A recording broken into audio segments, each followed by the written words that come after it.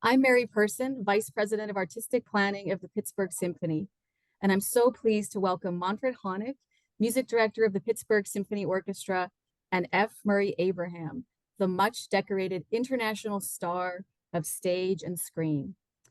We're talking about the role that the speaker and special texts play in Manfred's unique conception of the Mozart Requiem, titled Mozart's Death in Words and Music.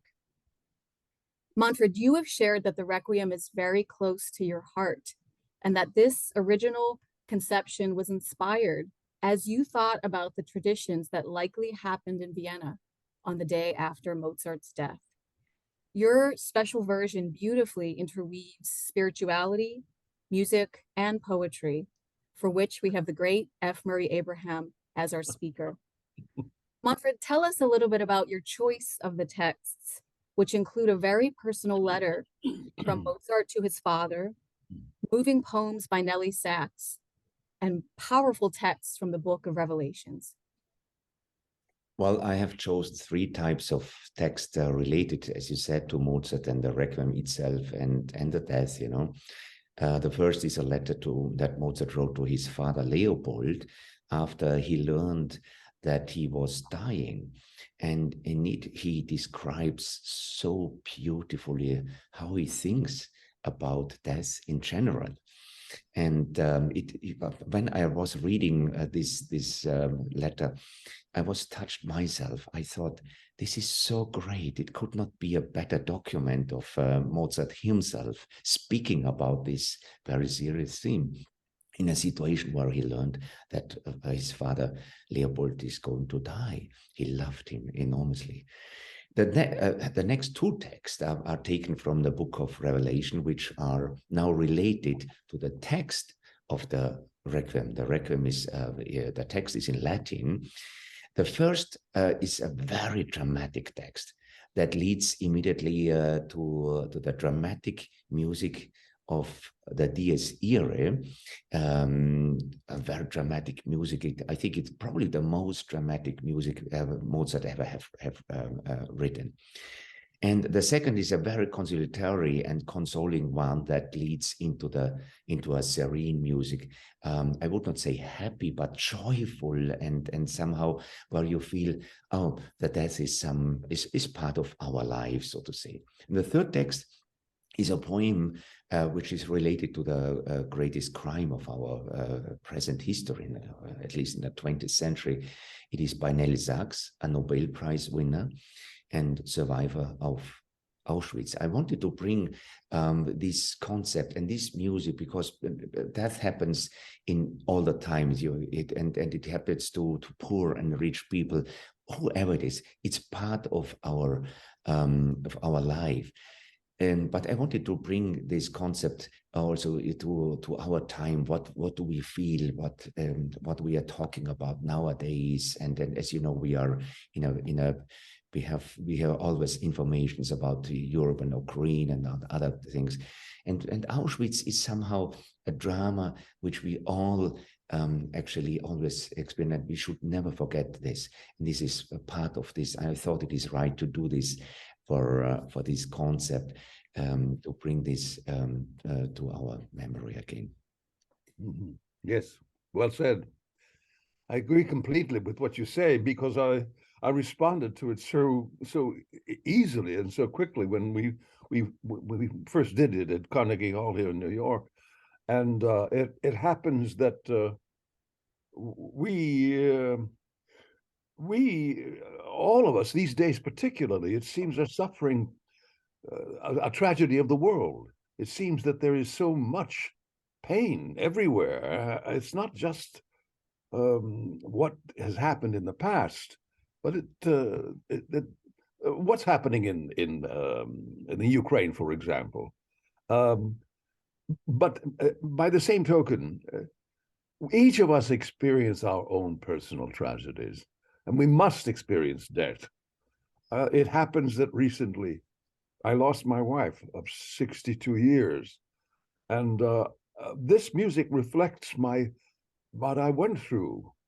The Dies Irae speaks to how I felt when I lost her. I was very angry, and it was very hard to understand how this could happen because we were so close for so long. And then the confutatis, which was how the emotions I was experiencing. But out of the confutatis comes, call me, voca, voca me. It's this beautiful, beautiful strain that comes out of this violent music, which is hope. It expresses an invitation to peace, and it's very consoling. I think this would speak to the audience in a very deeply personal way.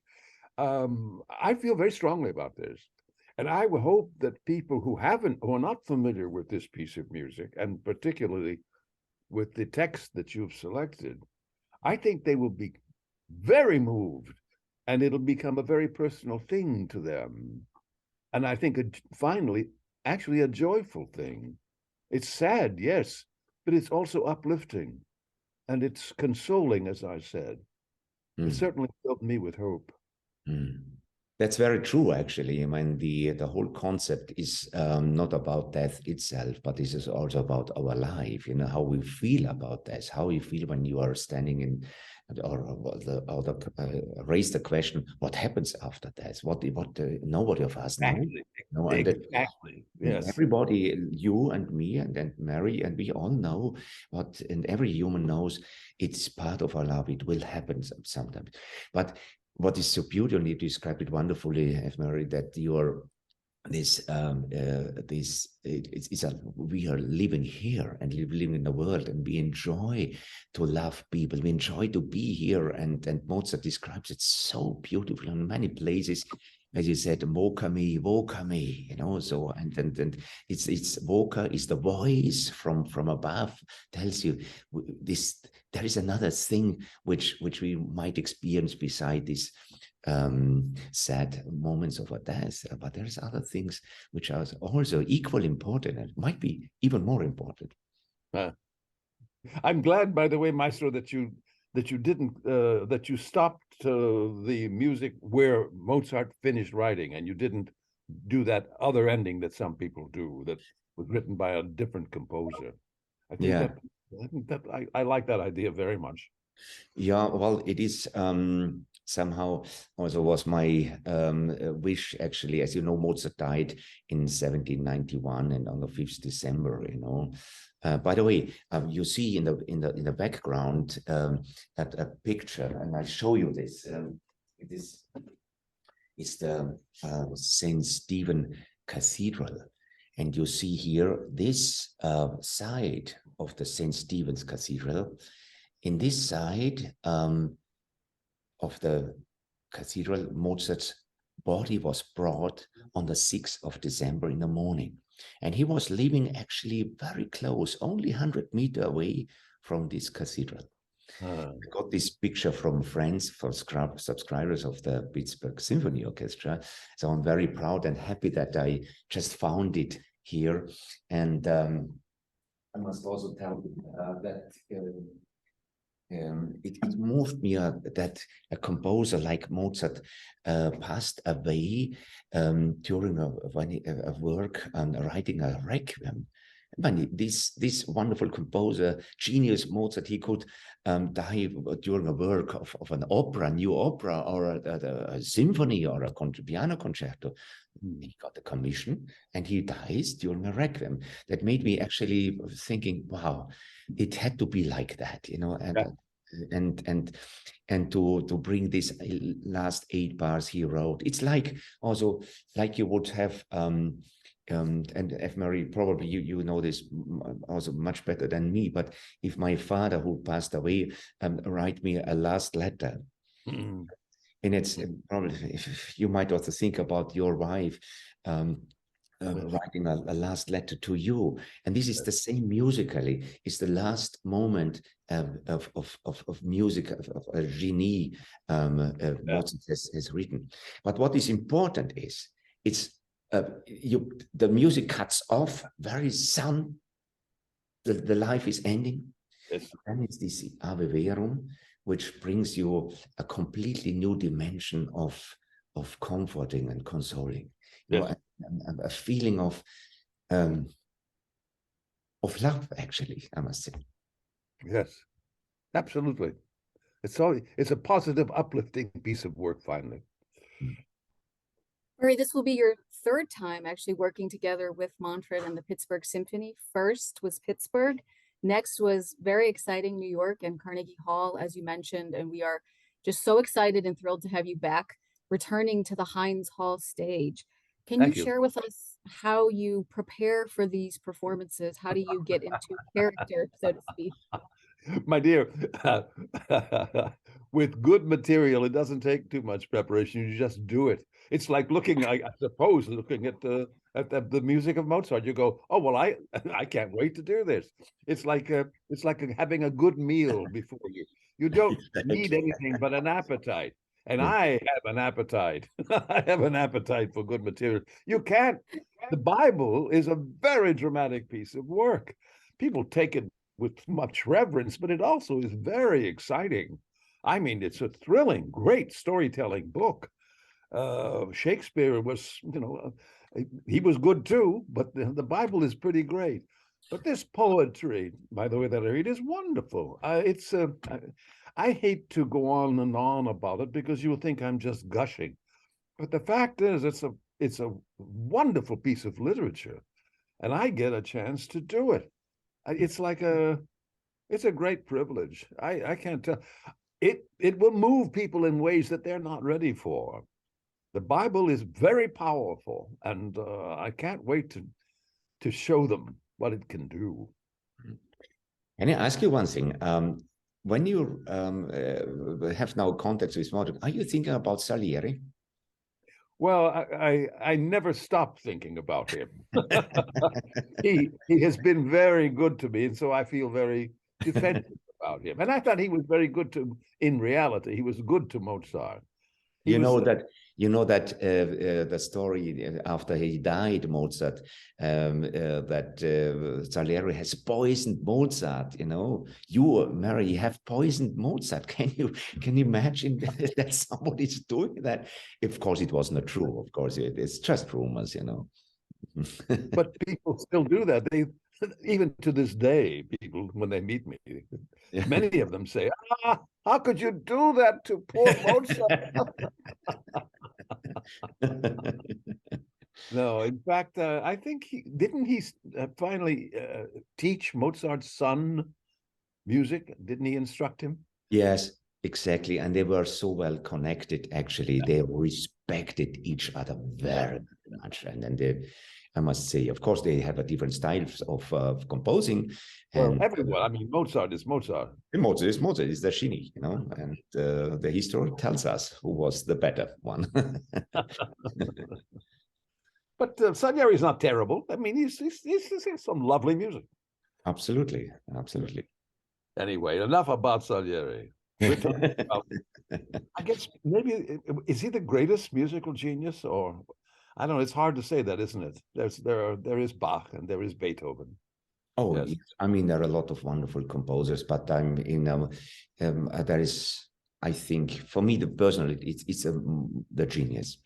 And what he knew the human soul so very good. He could describe a situation in the opera, in the concert, in the symphonies so clearly that you and what amazes me so much is it doesn't matter in which situation you personally are. You always take out something good of Mozart's music. Yes. That's wonderful. No, exactly. That's a true sign of genius. I mean, it's the same with Shakespeare. It is always fresh. You can always find something in it. It's true, absolutely. Absolutely. But when I was working on the film, I discovered what true genius means, because you can toss that word around as much as you want. But while I was studying, I would listen to the same piece of music over and over and over again. And I realized that it never got old. That's extraordinary. I mean, the same piece, and I was always delighted and thrilled with it. That's the reason it lasts. Yeah, absolutely. Like a great painting, for example. There's a reason that it lasts so long, or a great piece of literature. And Absolutely. that's a great discovery. Can't agree more. You've both alluded to these many, many special moments that are throughout the piece, and in particular, this very special conception by Manfred. Murray, is there a favorite moment? Is there a idea that you hope that the audience will feel and experience as part of this that will be their takeaway? Yes, I think that it will, even those who know the piece well, I think they will be awakened to it in a new way, a fresh way. And I think they will be deeply moved and finally very happy that they came. I think that they will discover something in themselves, which is really what I believe art tries to accomplish, is another window into your own self. And this was a window for me personally, deeply, even though I know the piece very well. It moves me each time I do it. My only hope is that I don't overdo it too much because I get so excited about it. Well, you are in very good company then with Manfred and our outstanding musicians of the Pittsburgh Symphony. Manfred, can I ask you the same? There are so many incredible moments in the score. You have, of course, added some additional Mozart, the Ave Verum that is part of this, the gorgeous Laudate Dominum that is in your particular interpretation. Do you have a favorite moment? Is there one that you look forward to most in bringing this to life with our great cast? Beside music, of course, I love the music, and it's the greatest music. We're always so touched, the Lacrimosa and so. But beside that, you know, when you will be surprised that I tell you this, but the silence of a bell beat in the beginning and the end. Yeah. It always moves me. It brings me immediately to a completely different world. As you know, I put the bell beats in here, but not because I love bell beats, but because in the time of Mozart, and still today in our country, if somebody dies, the Totenglocke, the death bell, is ringing. And that's the reason why I put it in. So, but the sound, the mystic sound of a bell beat is so amazing. And also the Gregorian chant, you know, in the time when Mozart lived, and I'm sure that the ceremony what was made for Mozart himself when he died, after he died, they were singing the Gregorian chants. Is also a mystic color. So I love this surrounding of the beautiful music, which adds, for me personally, always something special. Well, it lifts you up in a different mystic world, I would say. And it is so powerful. It doesn't diminish the music itself. Yeah? And the text, you know, and I still remember when you have Murray had reading it here in Pittsburgh and in the Carnegie Hall in New York. It was so powerful, so moving how you put these words in it. But it brought me in the context with that what I experienced before when I heard the Gregorian chants and the bells. This is extremely powerful for me as well. But I have to tell you that I did some Chekhov. I did the Seagull, and in it I played a doctor who has a moment with bell tones in the middle of the first act. I remember that very clearly. Mm-hmm. It was a moment when I came out alone on stage with a bell tone, and I did it, and it affected me the same way that it affected you just now. Yeah. So Chekhov was in tune with Mozart. Yeah, exactly. Interesting discovery. Yeah. I look forward to it very much. Yeah. Murray, thank you so much. Manfred, thank you. We are all so excited. We cannot wait to be together on the stage at Heinz Hall. We have an outstanding cast that will be joining us, 4 soloists making their debuts here in Pittsburgh. We have the Mendelssohn Choir of Pittsburgh. We're joined by the tenors and basses of the Westminster College Choir. So it's really going to be quite spectacular. Thank you both for your time. We look forward to seeing you in Pittsburgh very soon. Thank you so much as well. And I want to tell you, Mozart, I love Mozart. And you see, you have here a wonderful chocolate. It's my favorite, actually. And you know what? Nowadays, I have found another thing, and I wanted to show you is, you know, this is this one, you know, Mozart and his wife, Constanze. Ah. Are fantastic, nearly as good as the music. Enjoyed it. It will be a great event for all of us, and I'm looking forward that people come to our concert. Will be a lifetime experience. Thank you both. See you soon. Thanks. See ya. Bye-bye.